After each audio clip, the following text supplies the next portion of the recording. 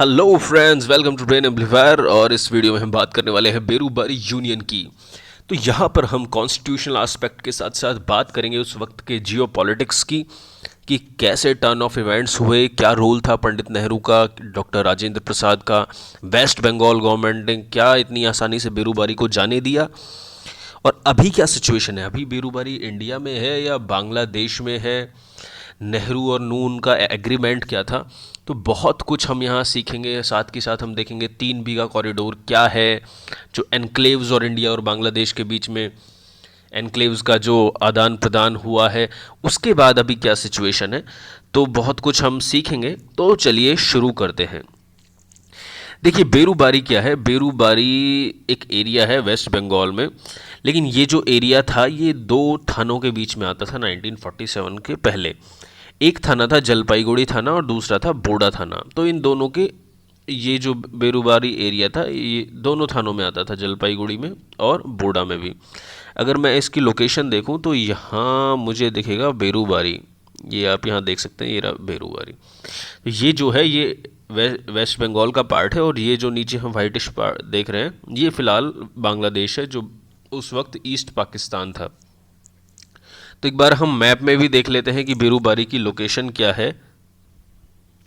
तो देखिए, ये रहा हमारा भारत, और अगर हम जाएं वेस्ट बंगाल की तरफ तो यहाँ पर बांग्लादेश बॉर्डर पर ये हमें दिखेगा, यहाँ पर बेरूबारी। ये रहा जलपाईगुड़ी, और यहाँ पर बॉर्डर एरिया में ये जो दिख रहा है ये है बेरूबारी।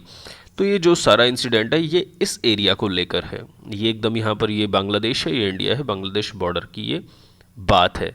तो चलिए, तो इससे पहले हम आगे बढ़े, मैं चाहूँगा आप एक सवाल कमेंट बॉक्स में ज़रूर अटैम्प्ट करें। इसका जवाब आपको इस वीडियो के एंड होने से पहले मिल जाएगा, लेकिन एक बार इसको अटैम्प्ट ज़रूर करें। सवाल ये है कि who was the first prime minister of Bangladesh. Bangladesh के पहले प्रधानमंत्री कौन थे। आपके ऑप्शंस हैं तजुद्दीन अहमद, शेख मुजीबुर रहमान, मोहम्मद मंसूर अली या फिर शेख हसीना। तो एक बार चलिए इसको अटैम्प्ट कीजिए कमेंट बॉक्स में, उसके बाद हम आगे बढ़ते हैं। तो देखिए, बेरूबारी का एक्चुअली मैटर क्या है। जब इंडिया और पाकिस्तान को अलग होना था, पार्टीशन होना था, तो बुलाया गया था यूके से मिस्टर साइरल रैडक्लिफ को। मिस्टर रैडक्लिफ को ये जिम्मेदारी दी गई कि देखिए, आप बनिए बॉर्डर कमीशन के चेयरमैन और आप बॉर्डर डिसाइड कीजिए कि कौन सा इंडिया होगा, कौन सा पाकिस्तान होगा। तो मिस्टर रैडक्लिफ ने क्या किया, थाना दर थाना वो बाउंड्री बनाते गए। जैसे जो थानों का एरिया था उस हिसाब से उन्होंने बाउंड्री बनाई। अब उन्होंने समस्या क्या कर दी कि उन्होंने वैसे तो बेरूबारी रीजन पूरा इंडिया को दे दिया, लेकिन जो रिटर्न नैरेटिव था उसमें उन्होंने बोडा थाना को वो मेंशन करना भूल गए। अब देखिए, जो बेरूबारी था वो उसका कुछ हिस्सा था बोडा में और कुछ हिस्सा था जलपाईगुड़ी में। अब अगर उन्होंने बोडा थाना लिखना ही वो भूल गए तो ये समस्या हो गई। अब पाकिस्तान ने काफ़ी टाइम बाद इसका फ़ायदा उठाया, क्योंकि उस टाइम जब बॉर्डर्स एक्चुअल में लैंड पर खींची गई थी तो पूरा बेरूबारी इंडिया ने ही रखा था, कोई समस्या नहीं थी उस वक्त, और कुछ साल तक पाकिस्तान ने भी कोई ऑब्जेक्शन नहीं किया। ये जो आप लाइंस देख रहे हैं ये मिस्टर रेडक्लिफ ने ड्रॉ की थी, ये वेस्ट पाकिस्तान की तरफ और ये ईस्ट पाकिस्तान की तरफ। अब क्यों हमें लगता है कि ये पाकिस्तान का क्लेम इलीगल था। देखिए, 1948 में कमीशन बना बग्गे ट्रिब्यूनल। ये किस लिए था, इसका काम था कि इंडिया और ईस्ट पाकिस्तान के बीच में जो भी कुछ बॉर्डर डिस्प्यूट्स हैं उनको क्लैरिफाई किया जाए। ये मिस्टर बग्गे जो थे ये स्वीडिश पर्सन थे, और इसके साथ साथ इस ट्रिब्यूनल में एक इंडियन रिप्रेजेंटेटिव था और एक पाकिस्तान रिप्रेजेंटेटिव था। इस कमीशन ने अपनी रिपोर्ट दी 1950 में, लेकिन पाकिस्तान ने इसमें कोई ऑब्जेक्शन नहीं किया, जबकि उस वक्त पाकिस्तान का भी एक रिप्रेजेंटेटिव उसमें था। और यहाँ तक कि 1952 तक भी पाकिस्तान ने इस कमीशन की रिपोर्ट पर कोई ऑब्जेक्शन नहीं किया। तो इसलिए ये जनरली कंक्लूड किया गया कि बेरूबारी पूरा की पूरा इंडिया का ही हिस्सा है। लेकिन समवेयर इन 1952 पाकिस्तान को जब लगा कि यहाँ पर वो कुछ ना कुछ कर सकता है, तो उन्होंने बेरूबारी पर अपना क्लेम करना शुरू कर दिया।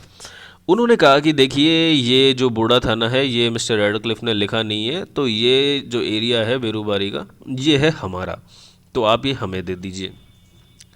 लेकिन जो बेरूबारी की पॉपुलेशन थी वो थी मेजॉरिटी हिंदू। साथ के साथ वेस्ट बंगाल गवर्नमेंट भी इतनी ये नहीं चाहती थी कि हमारा कोई हिस्सा अलग हो, तो उन्होंने इसका पुरजोर विरोध किया। उन्होंने कहा कि ये तो पाकिस्तान का बहुत ही गलत क्लेम है।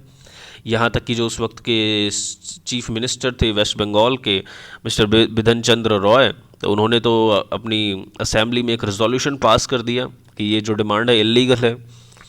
12,000 से ज़्यादा वेस्ट बंगाल के लोगों ने अपनी उंगलियां काटी और प्रेसिडेंट ऑफ इंडिया को लिखा, डॉक्टर राजेंद्र प्रसाद को, कि आमरा रक्त देवो प्राण देवो बेरूबारी देवो ना, यानी कि हम हमारा खून देंगे, प्राण देंगे, लेकिन बेरूबारी नहीं देंगे। तो इस तरह से काफ़ी ज़्यादा एजिटेशन हुए। फाइनली एक नेहरू और नून एग्रीमेंट हुआ। नेहरू, पंडित जवाहरलाल नेहरू और मिस्टर फिरोज़ खान नून, जो वेस्ट बंगाल ईस्ट बंगाल के गवर्नर थे, तो उनके बीच में एक एग्रीमेंट हुआ। देखिए, उन्होंने ये डिसाइड किया कि चलिए मैटर को सॉल्व करते हैं। जो सदर्न पार्ट है उसका, बेरूबारी का जो बोडा थाना वाला है, वो आप रख लीजिए और ऊपर वाला हिस्सा हम रख लेते हैं, ऐसा कहा मिस्टर नेहरू ने।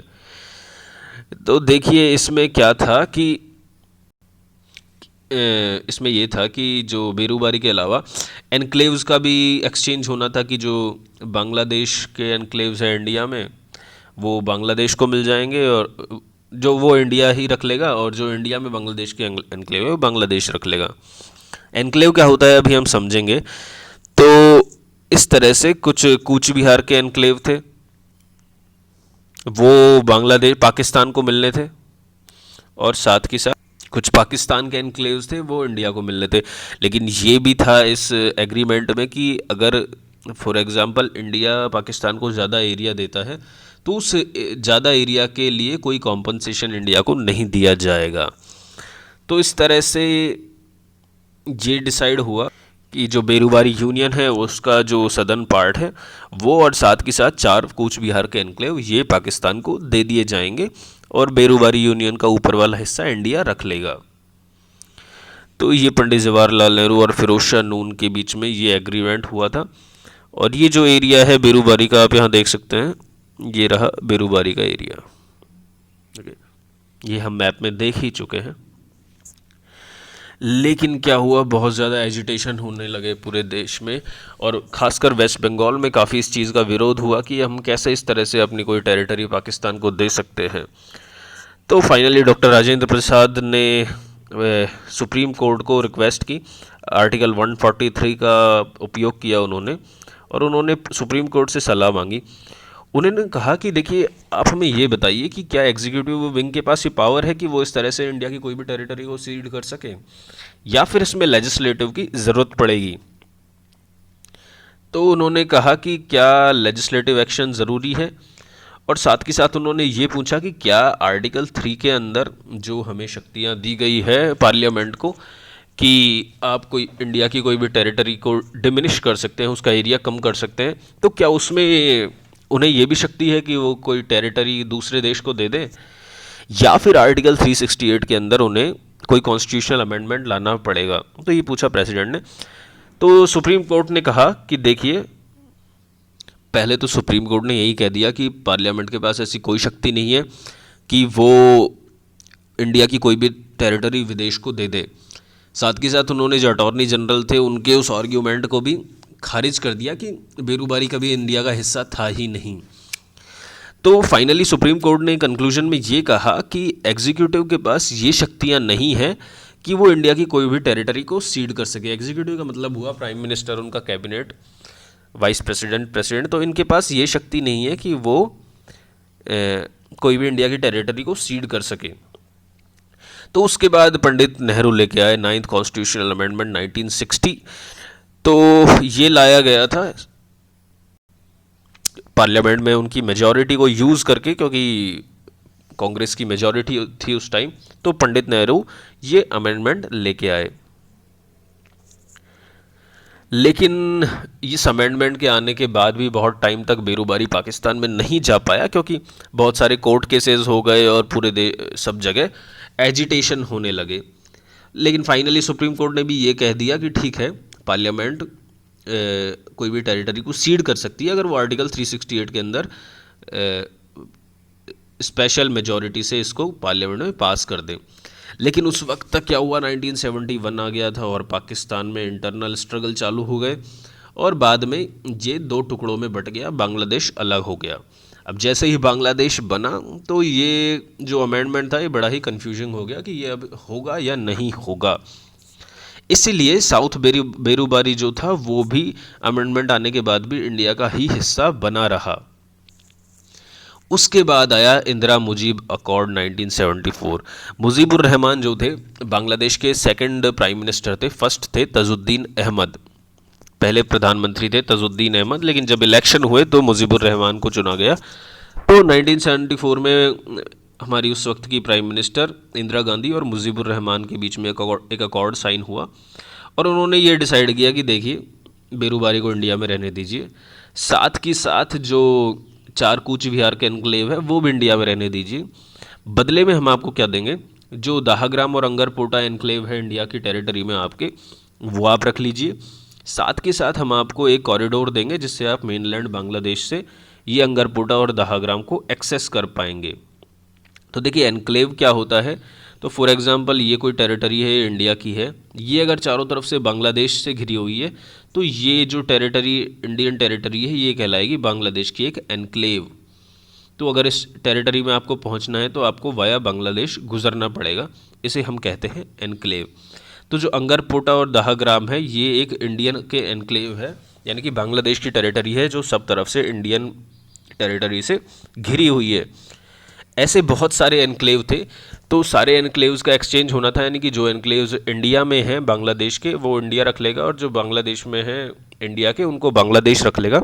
लेकिन ये अंगरपोटा और दाहग्राम के एनक्लेव हैं, इनको भी बांग्लादेश रख सकता है और इनको मेनलैंड बांग्लादेश से एक्सेस करने के लिए एक कॉरिडोर भी दिया जाएगा जिसे बाद में कहा गया 3 बीघा कॉरिडोर। तो एक बार हम ये अंगरपोटा और दाहग्राम को मैप में देख लेते हैं। तो ये हम आ गए हैं मैप में, ये रहा हमारा हिंदुस्तान। और एक बार हम वापस चलते हैं वेस्ट बंगाल में, तो इसको मैं सीधा ओके, तो ये हम गए वेस्ट बंगाल में। तो देखिए ये जो आप एरिया देख रहे हैं ना, ये देखिए ये है बांग्लादेश का एक एरिया, लेकिन ये सब तरफ से घिरा हुआ है इंडिया से। ये बांग्लादेश का एरिया है, ये सब तरफ से घिरा हुआ है इंडिया से, यानी कि ये एक इंडिया का एनक्लेव है। इसी का नाम है दाहग्राम और इसका अपर पार्ट है अंगरपोटा। अब इंडिया ने ये कहा कि देखिए बाकी सारे एनक्लेव्स का तो एक्सचेंज हो चुका है, तो वो अभी आपको मैप में नहीं दिखेंगे, लेकिन ये एनक्लेव अभी भी बांग्लादेश का है। तो इंडिया ने कहा कि आप ये एनक्लेव रखिए, साथ के साथ हम इसको आपको एक्सेस करने के लिए कॉरिडोर देंगे। तो ये था 3 बीघा कॉरिडोर, ये आप यहाँ देख सकते हैं। ये जो रोड है ये इंडियन टेरिटरी से होकर गुजर रहा है और इसका एक्सेस इनको दिया गया बांग्लादेश को। यहाँ पर ये मेनलैंड बांग्लादेश से अपने ये एनक्लेव को एक्सेस कर रहे हैं। बांग्लादेश में ये आता है पतग्राम से ये रोड आ रहा है और ये जा रहा है दाहग्राम को, जो कि इंडियन टेरिटरी में है एक बांग्लादेश का एनक्लेव। तो ये लोकेशन है और ये होता है एनक्लेव। तो देखिए हुआ क्या, डिसाइड हुआ फिर 9th कॉन्स्टिट्यूशनल अमेंडमेंट 1960 में ये था कि जो लगभग 22.5 स्क्वायर किलोमीटर का एरिया है बेरूबारी का, उसका आधा रखेगा इंडिया 11.29 स्क्वायर किलोमीटर और आधा रखेगा बांग्लादेश।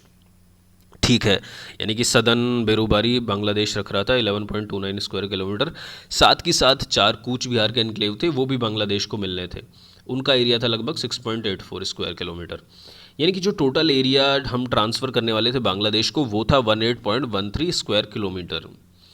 लेकिन जो ये दाहग्राम और अंगरपोटा का एरिया मिला दें हम, तो ये था 18.68 स्क्वायर किलोमीटर, यानी कि दोनों लगभग बराबर है। ये एरिया था जो हम देने वाले थे बांग्लादेश को और ये एरिया था जो मिलने वाला था इंडिया को, क्योंकि सारे एनक्लेव्स का एक्सचेंज होना था इस अकॉर्ड में, इंदिरा मुजीबुर अकॉर्ड में।